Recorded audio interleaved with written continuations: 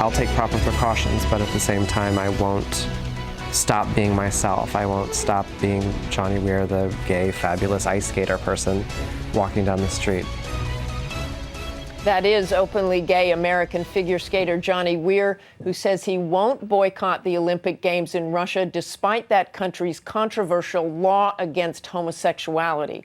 George is back to talk about that and more, and we're joined by Christine Brennan from USA Today and LZ Granderson from ESPN, the magazine. Christine, I want to start with you. Do you think the Olympic Committee is really missing an opportunity to hear? I do, Martha. I think the International Olympic Committee could basically say to the Russian government, you must change this law. And here's why. It is a great gift, and it's a great bargaining chip to have the Olympic Games given to a country. Russia, Putin wanted these Olympics more than anything. He himself lobbied for the Olympic Games several years ago. So just as the opportunity was missed in China, with dissidents being thrown in jail because the Olympics were held in China, the IOC missed an opportunity there to demand human rights change for generations. The same thing. And it's really quite extraordinary what's going on in Russia. Even if they say they won't arrest anybody, you've got people attacking pro-gay rallies, all sorts of things going on. Well, exactly. And the Olympics, at the end of the day, Martha, the Olympics is about inclusion.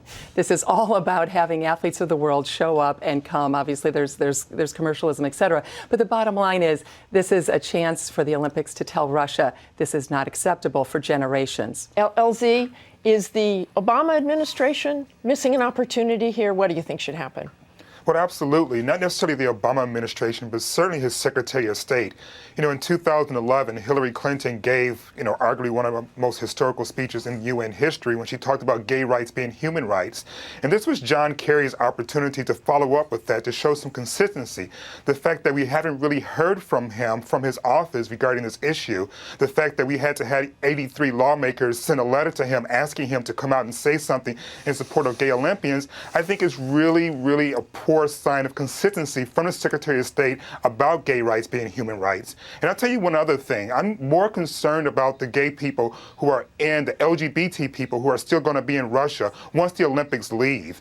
That's the importance of the Secretary of State saying something, because it's not just about what happens to the people who visit, but it's about the people who live there and call Russia home. Thanks, LZ. I want to move to baseball and steroids and A-Rod and what happens this week. And he's basically said, I'm in, I'm staying. George? The New York Times this morning reports that his lawyers are preparing for a lawsuit that could draw Major League Baseball into potentially embarrassing testimony. Who does he think is going to be embarrassed? The implication of that is that A-Rod is holding Major League Baseball hostage. He's taken himself hostage and is threatening to shoot himself. All the evidence, and there's a mountain of it, that Major League Baseball has gathered is in the possession of the Players Association and A-Rod himself. He knows what he's looking at, and I think he'll settle. Christine? Well, and when you look at what happened with Ryan Braun last week, he had been adamant that he had not done anything, and then he took the 65-game suspension. This is mountains of evidence that that Major League Baseball has against all these baseball players, apparently 10 of them in all. These are records, these are documents. This is not your grandmother's or grandfather's drug test anymore. This is as if you were trying to get evidence in a criminal trial. Major League Baseball has the goods on these guys, and A-Rod is in big trouble.